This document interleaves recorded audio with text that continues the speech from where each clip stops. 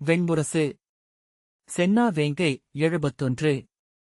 வாசிப்பது சந்தீப். உத்தரன் அர்ஜுனனின் முகத்தை மட்டுமே நோக்கினான். அருகே இருந்த மேற்கு நிஷாதரசின் ஹிரண்யநாபன் உத்தரனிடம் என்ன சொல்கிறான் நாகன் என்றான். படைகளை தூண்டும் பொருட்டு அவன் தற்கொடை அளிக்கவிருக்கிறான் என்றான் உத்தரன். அவன் வாய் திறந்திருக்க உளமழிந்து வெறுமனே நோக்கினான். அர்ஜுனன் அரவானிடம் உன்னை எவர் இங்கே அழைத்தது?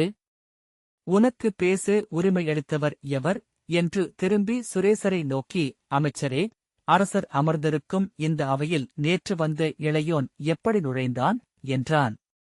நான் உங்கள் குருதியினன். அரசகுடியினருக்கு எந்த அவையிலும் இயல்பாகவே இடம் அமைகிறது தந்தையே என்றான் அரவான். வாயை மூடு அறிவிலி. உன்னிடம் எவரும் இங்கு பேசும்படி சொல்லவில்லை என்று கையை ஓங்கிக் கொண்டு அர்ஜுனன் அரச மேடையிலிருந்து பாய்ந்து கீழிறங்கினான். அப்போதுதான் தன்னால் அர்ஜுனன் உள்ளத்தை எத்தனை அணுக்கமாக தொடர முடிகிறது என்று உத்தரன் அறிந்து கொண்டான். அந்தச் சினப்பெருக்கை அவன் நன்கறிந்திருந்தான். அதற்கு அடியில் அர்ஜுனனின் உளங்கொண்ட துயரையும் உணர்ந்திருந்தான். எழுந்து சென்று அர்ஜுனனின் அருகே நிற்க விழைந்தான். அர்ஜுனன் சற்றே திரும்பிய போது பக்கவாட்டில் அவன் விழிகள் நீர் கொண்டு மின்னுவதைக் கண்டதும் அவன் கைகளும் கால்களும் பதறின. அங்கிருந்த அனைவர் மேலும் சினம் ஓங்கி எழுந்தது. எழுந்து நின்று நெஞ்சிலறைந்து நிறுத்துக இந்த கீழ்மைகளை என்று கூவ வேண்டும் என்று நெஞ்சு பொங்கியது.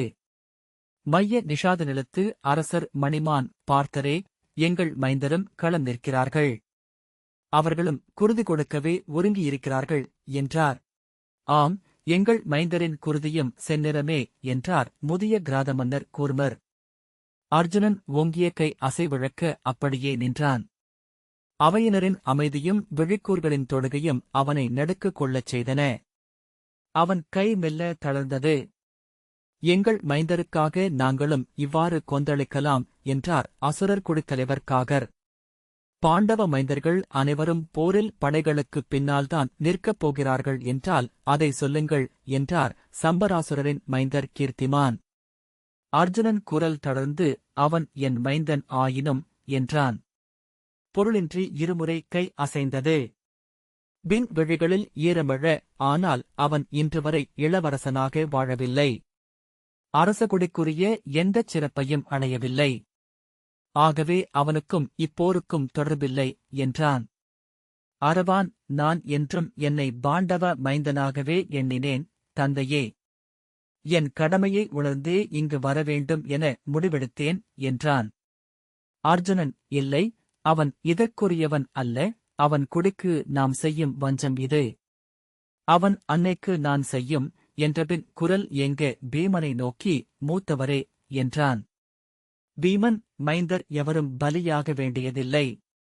எந்த மைந்தன் பலியானாலும் அது நமக்கும் நம் படைகளுக்கும் உளச்சோர்வையே அளிக்கும். பலியாக வேண்டியவர்கள் நம் ஐவரில் ஒருவர் என்றான். மைந்தரை பலி கொடுத்தோம் என்பதனால் நாம் வீரர் என தெரிவோம் என்றால் அதைவிட இழிவு நமக்கு பிரிதில்லை. அசுரர் குடித்தலைவர் காகர், நீங்கள் வீரர்கள் என அனைவரும் அறிவார்கள். அரசே, இரக்கமற்றவர்களா? வெற்றிக்கென எதையும் செய்பவர்களா? அனைத்து இழப்புகளுக்கும் சித்தமாக இருக்கிறீர்களா என்பதே வினா என்றார். அவை மூத்தவரான கூர்மர், ஆம், நாம் பேசிக் கொண்டிருப்பது அதைப் பற்றியே என்றார். பீமன் மேலும் எதையோ சொல்வதற்குள், அரசே, உங்கள் மேல் நம்பிக்கையில்லை என்றே இந்த அவை சொல்கிறது என்றார் அரக்கர் குலத்தலைவர் வக்ரசீர்ஷர். அரிதினும் அரிதை அளிக்கவும் துளிபவர்களுக்கே தெய்வங்கள் அருள்கின்றன. நீங்களோ இல்லக்கிழவியற் போல மைந்தரை தழுவி அமைய விழைகிறீர்கள். பீமன், நான் செல்கிறேன். எவர் ஆணையும் எனக்கு தேவையில்லை என்றான். திருஷ்டத்யும்னன், பாண்டவ ஐவரில் எவர் முதற்பலியானாலும் அது கௌரவர்களின் முதல் வெற்றி என்றே கொள்ளப்படும். அவர்களில் ஒருவரை பீஷ்மர் கொல்வார் என்றால் அது அவர்களின் இரக்கமின்மைக்குத்தான் சான்றாகும். பிதாமகர் பீஷ்மர் அதை செய்ய தயங்கவும் மாட்டார். எனவே அது அறிவின்மை, அதை எண்ணவே வேண்டாம் என்றான். பீமன், நிறுத்துங்கள் இந்த வெற்றுச் சொற்களை. சொல்லிச் சொல்லியே கோழைகளென்றும் வீணர்களென்றும் வாழ்த்தீனியாக வந்து அமர்ந்திருக்கிறோம். செயலற்ற வெற்றுத்த செய்யுளை எழுப்பும் சொல்லுக்கும் அடிக்காற்றுக்கும் வேறுபாடென்ன என்றான். பொறுமையிழந்த யுதிஷ்டிரர், மந்தா, நீ சொல்லடக்கு என்றார். அரவான், ஐயமே வேண்டாம். என் தலைக்கொடை பாண்டவர்கள் எதையும் இழக்கவும் எத்தொலைவு செல்லவும் ஒருங்கிவிட்டனர் என்பதை படைகளுக்கு காட்டும். ஏனென்றால் நான் எந்தையின் அதே உருவம் கொண்டவன். களத்தில் வாளுடன் நான் சென்று நின்றாலே படையினர் உளம்பதறி விழிநீர் விடத் தொடங்குவர் என்றான். எங்கள் குலத்தில் தொன்றுதொட்டே அவ்வழக்கம் இருப்பதனால் நான் அவர்களின் பெருங்கல்லுக்கு உரியவன் ஆவேன். அச்சமோ தயக்கமோ இன்றி நான் அச்செயலை செய்ய இயலும். ஏனென்றால் அதற்கான உளப்பயிற்சி பெற்றவன் நான். அர்ஜுனன் தளர்ந்து பீடத்தில் அமர்ந்தான். உத்தரன் தனக்கென எண்ணமில்லாமல் முகங்களிலிருந்து முகங்களுக்குச் சென்று படியும் விழிகளுடன் சொற்களை கேட்டுக் கொண்டிருந்தான். அனைத்துக்கும் மேலாக ஒன்றுண்டு, நான் என் நஞ்சினால் மட்டுமே போரிட முடியும். என் நஞ்சுக்கு மாற்றோ முறிவோ இங்கு எவரிடமும் இல்லை. மானுடர் விழித்தொடவியலா அம்புகளால் நான் பீஷ்மரையும் துரோணரையும் கௌரவர் அனைவரையும் கொன்றெழுத்திவிட முடியும். என்னால் கொல்லப்பட முடியாதவர் அங்கநாட்டரசர் கர்ணன் ஒருவரே. அவையோரே, நான் களமுகப்பில் நின்றால் ஒருநாள் மாலைக்குள் இப்போர் முடிந்துவிடும். எதிர்த்தரப்பில் தலைமை என எவரும் எஞ்சமாட்டார்கள். ஐயமிருப்பின் சொல்க, இந்த அவையில் நின்றபடியே அங்கிருக்கும் ஒரு தலைவனை கொன்று காட்டுகிறேன். நீங்கள் விழைந்தால் அரை நாழிகையில் பிதாமகர் பீஷ்மரை கொன்று காட்டுகிறேன். உறைந்தவர்களாக அவை நோக்கியிருக்க அரவான் சொன்னான். ஆனால் அது எந்தையின் வீரத்திற்கு மாண்பல்ல, பாண்டவ அரசருக்கு தீரா இழிவை அளிக்கும். போரில் நஞ்சுட்டுவதற்கு க்ஷத்திரிய கொடிகளில் நெறிய புகை இல்லை. புன்னகையுடன் அவன் அவையினரை நோக்கி கைகூப்பி சொன்னான். ஆகவே வீரன், பாண்டவ மைந்தன் என நான் இங்கே செய்யக்கூடுவது களப்பலியாவது மட்டுமே. அவை முழுமையாகவே குழம்பி நிலையழிந்து அமர்ந்திருந்தது. ஒவ்வொருவரும் தனிமைப்பட்டு பிரிந்து பிறிதொருவராக ஆனார்கள். அங்கிருந்து எழுந்து அகன்றுவிட வேண்டும் என்பதே பெரும்பாலானவர்களின் எண்ணமாக இருந்தது. அத்தருணத்தை பிறிதொருபோதும் மீண்டும் எண்ணி நோக்கவும் கூடாது என அவர்கள் விழைந்தனர். உத்தரன் தன்னைச் சூழ்ந்திருந்த உடல்கள் வெம்மையுமிழ்வதைப் போல் உணர்ந்தான். அரவான் அந்த அமைதியை பயன்படுத்திக் கொண்டு அத்தருணத்தை முழுமையாக நிரப்பினான். புன்னகை நிறைந்த முகமும் தணிந்த மென்குரலுமாக அவன் சொன்னான். இச்செயல் துயரத்திற்குரியதோ அஞ்சத்தக்கதோ அல்ல. ஏனென்றால் இங்கிருக்கும் மைந்தர்களில் எவர் எஞ்சுவார் என்பதை இப்போது எவரும் சொல்லிவிட முடியாது. மிகப் பெரும்பாலானவர்கள் களம்படுவார்கள் என்பதே உண்மை. அவர்களில் சிலர் கொடிய புண்பட்டு பல நாள் துன்புற்று உயிர் துறக்கலாம். சிலருக்கு தலையுடைவது, புறப்புண்படுவது போன்ற இழிந்த இறப்பு அமையலாம். அவையோரே, உரிய வீரரால் அன்றி கொல்லப்படுவது வீரருக்கு பேரிழிவு. களத்தில் மிக எளிய வீரன் கையால் இறப்பதற்கான வாய்ப்பு எந்தப் பெருவீரனுக்கும் உள்ளது. நான் என் இறப்பை நானே தீர்கிறேன். எம்மவர் சூழ்ந்திருக்க வாழ்த்தொலிகள் முழங்க என் படைக்கலத்தால் மாண்புடன் உயிர் விடுகிறேன். பெருவீரர்களும் கனவு காணும் சிறப்பை அடைகிறேன். அவ்வகையில் இது ஒரு குறுக்கு வழி அன்றி வேறல்ல. அவன் அர்ஜுனனை நோக்கி, ஐயம் வேண்டாம் தந்தையே, உங்கள் தனிவடிவான மைந்தனை களப்பலிக்கு அனுப்பினீர்கள் என்றால் உங்கள் தயங்காமையே புகழப்படும். மண்ணுக்கும் குடிக்கும் அறத்துக்கும் நீங்கள் அளிக்கும் தற்கொடையென்றே அது கருதப்படும். இப்போரில் முதற்பெரும் வீரராக மட்டும் அல்ல, முதன்மை இழப்பை அடைந்தவராகவும் எண்ணப்படுவீர்கள். நீங்களே காண்பீர்கள், நான் படைமுகத்தில் விழுந்த அக்கணமே நம் படைகளின் சோர்வு அகலும். களத்தில் தற்பலை கொடுத்துக் கொள்பவனின் குருதியைத் தொட்டு நெற்றியிலிட்டு போருக்கெழுவது மரபு. என் குருதி அனலென்றாகி நம் படைப்பெருக்கில் பற்றி எரிந்து காட்டெரியாக மாறிச் சூழ்வதைக் காண்பீர்கள் என்றான். அவன் குரல் இறைஞ்சியது. எந்தையே, உங்கள் படையெழுச்சிக்கு என்னால் இயன்ற பெருங்கொடை இது ஒன்றே.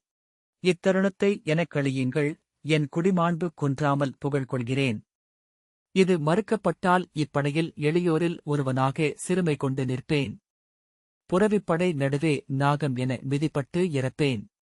அந்த இழிவை எனக்கு அளிக்க வேண்டாம். மீண்டும் ஒருமுறை தலை தாழ்த்தி வணங்கிய பின் கூப்பிய கைகளை பிரிக்காமல் அவன் நின்றான். உத்தரன் பெருமூச்சு விட்டான். அவன் அகம் கொந்தளித்தபடியே இருந்தது. உடலுக்குள் பிரிதொன்று புரண்டு எழுந்தமைந்தது. பீமன் ஏதோ சொல்ல வாயெடுப்பதற்குள் அவ்வசைவை மறித்து ஸ்வேதன் எழுந்தான்.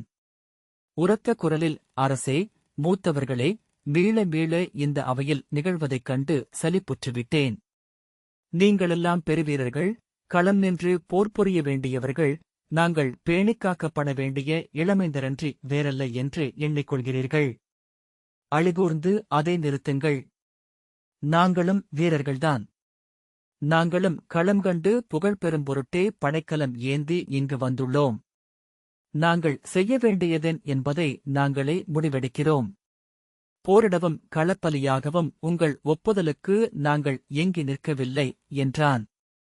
சர்வதன் தன் தோளில் அறைந்து வெடிப்போசை எழுப்பி பெருங்குரலில், ஆம், நான் சொல்ல விழைவதும் அதையே.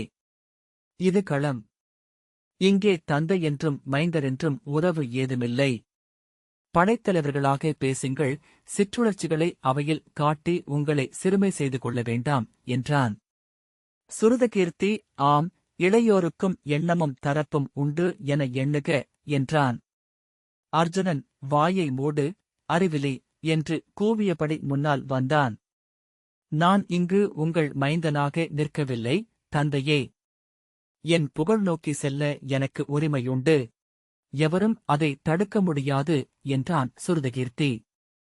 அர்ஜுனன் மேலும் ஏதோ சொல்லி முன்னெழ அவனை நகுலன் தணிந்த குரலில் பேசி தடுத்தான்.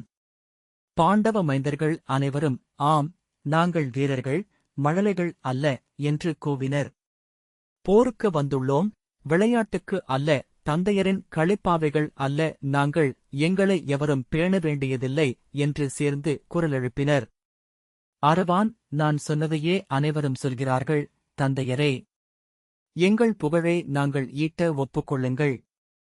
உங்கள் விழிநீருக்கு கட்டுப்பட்டவர்கள் அல்ல நாங்கள் என்றான். பாண்டவ மைந்தர் கை தூக்கி கூச்சலிட்டார்கள்.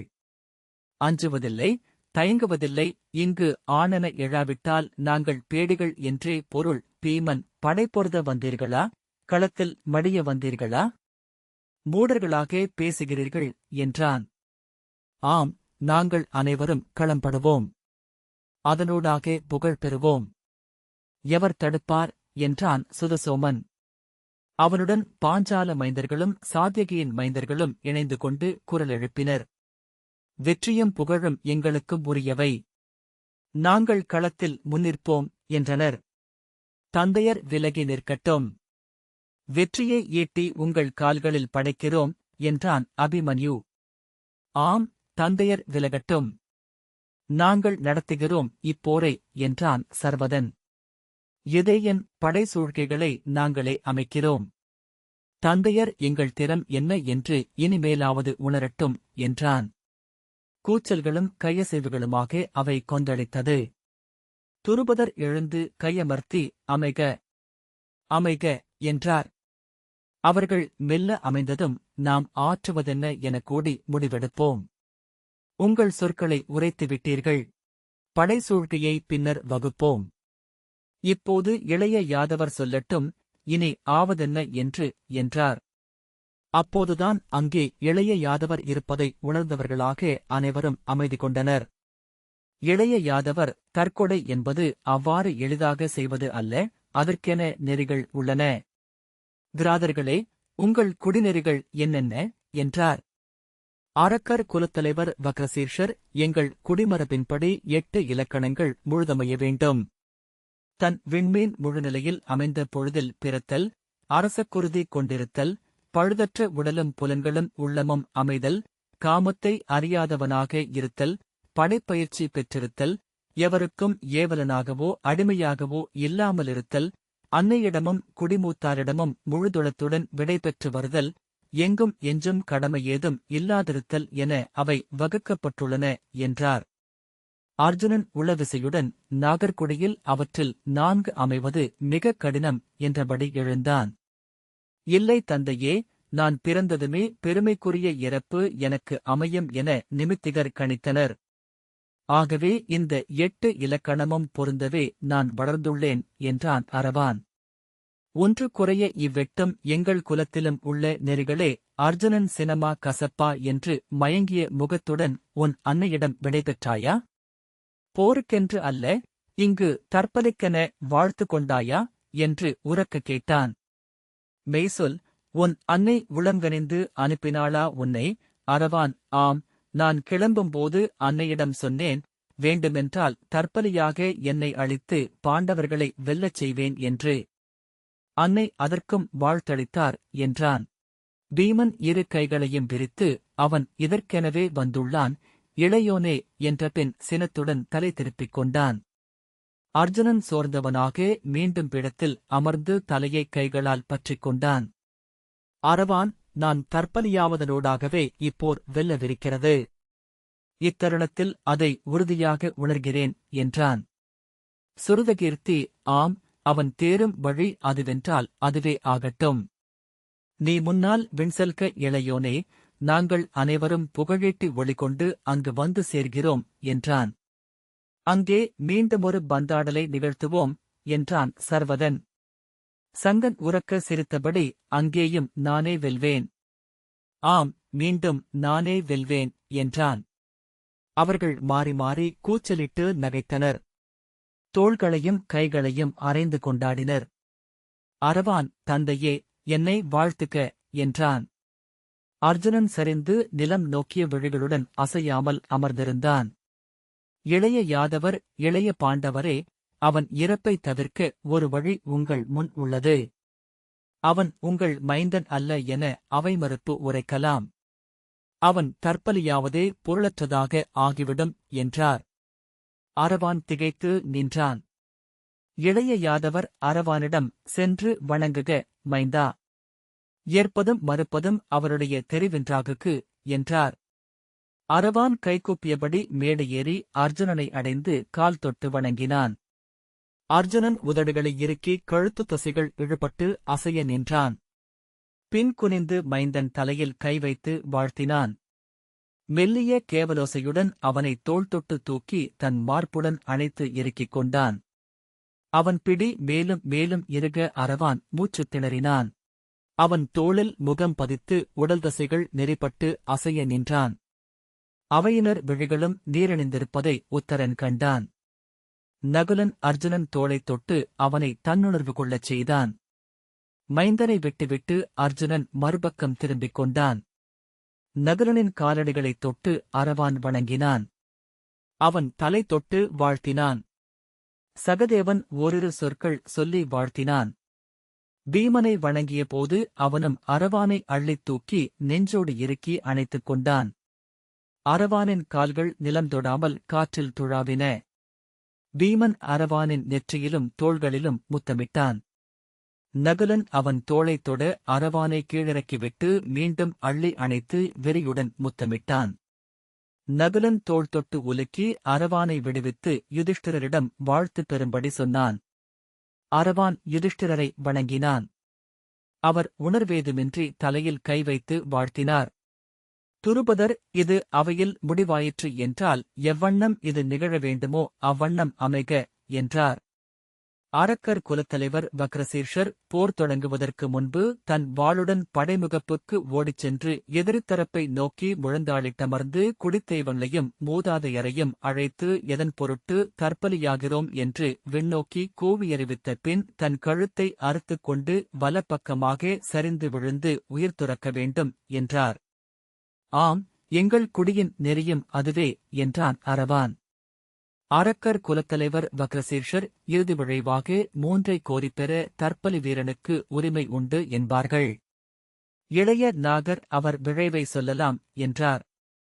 ஆம், அதுவும் எங்கள் குடிமுறைதான் என்றான் அரவான். என் விழைவுகள் இவை. எங்கள் குடிநெறியின்படி என் உடல் மட்டுமே எரியூட்டப்பட வேண்டும்.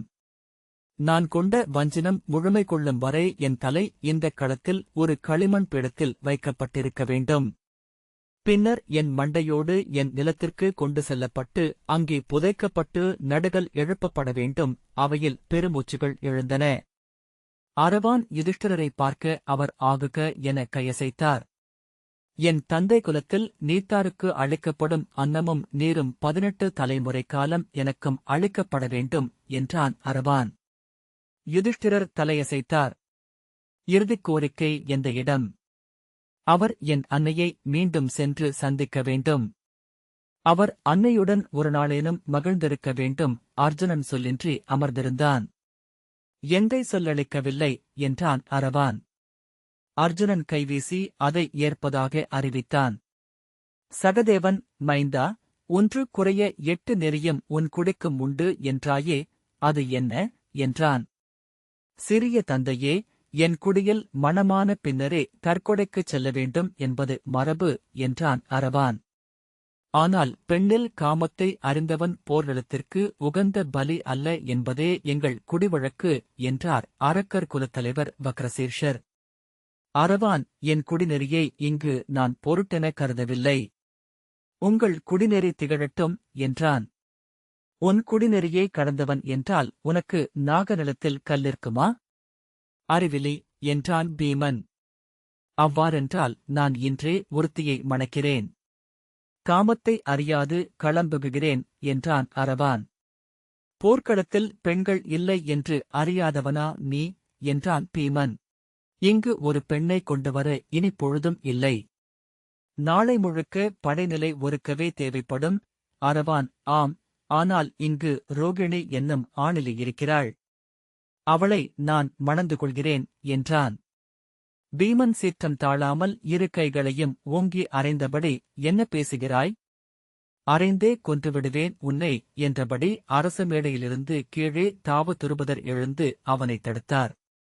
அரவான், அரசே, எங்கள் நாகர்குடி நெறிகளின்படி நாங்கள் அனைவருமே ஆணோ பெண்ணோ அல்லாதவர்களாகவே பிறக்கிறோம். ஆணென்றும் பெண்ணென்றும் எங்களை நாங்களே சூடிக்கொள்கிறோம். எங்கள் குடிவழக்கப்படி ரோகிணி தன்னை பெண் என உணர்கிறாள் எனில் அவள் பெண்ணே. அவளை மணப்பதில் எப்பிழையும் இல்லை என்றான். இது க்ஷத்திரிய நிலம். இங்கே ஆணிலேயே ஆண்கள் மணப்பதில்லை என்று துருபதரால் தடுக்கப்பட்டு அப்பால் நின்ற பீமன் கை நீட்டி கூவினான்.